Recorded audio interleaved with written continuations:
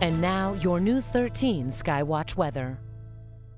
All right, we have some changes ahead, no doubt, for the area. Hunter Subaru Skycam Network shows us clouds out there for the high elevations. It is definitely going to be changing a little more this evening for our southern mountains. We do have the chance for some wintry weather, believe it or not, above 3,500 feet. This is nothing to do with the weekend weather event we expect to unfold, but there's a chance. We'll show you that in just a second. Come down to the valleys, and temperatures still well above freezing. So even if it did fall, it would be rain in the valleys, and that's what we might see in some southern mountain locations. Weekend winter storm, though, Saturday through Monday. Expect some impacts here. We could have major impacts. We could have less impacts in some areas. This is why the models are trending more toward ice and even some rain.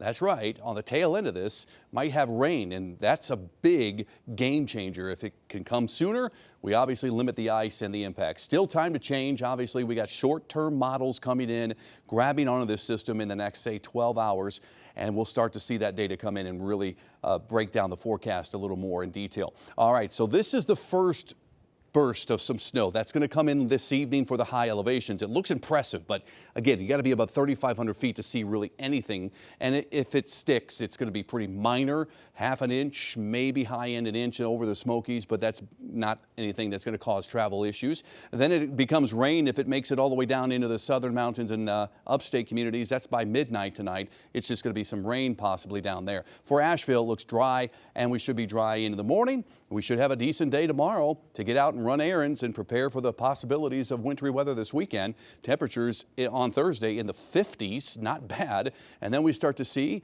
the clouds increase Friday and a little round of some moisture to the south. That's all rain, nothing to be too concerned about. This is what I want us to focus on. The track, the overall track will mean a big difference in the outcomes. A track that is more inland is mixed terrain, and I give that a green color because it would certainly push warmer air in here and change this to more of a rain event in the middle to tail end of the system.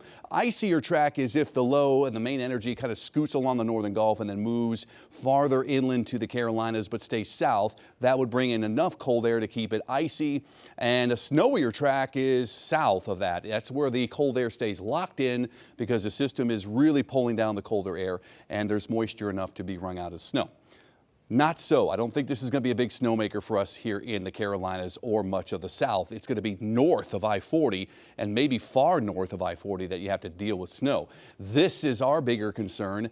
Ice, that's the pink. It could be sleet, it could be freezing rain and some kind of combination. It could be significant for the Carolinas and back over into Tennessee, but notice this push of warmer air that changes it over to rain. This could really change the game, I said earlier. And we'll be watching for that trend. Right now, if you want 2 inches or more of snow, you got to be farther north. That's the odds, about 30 to 40%. That's even lower if you want more than that, say 4 inches. It's not probably going to happen at this point. All right, temperatures cool a little bit Friday and get cold enough for that wintry weather into the weekend, but notice we'll warm above freezing on Sunday, but nighttime lows way down there, especially into Tuesday morning, so we could still have some icy spots around into Monday.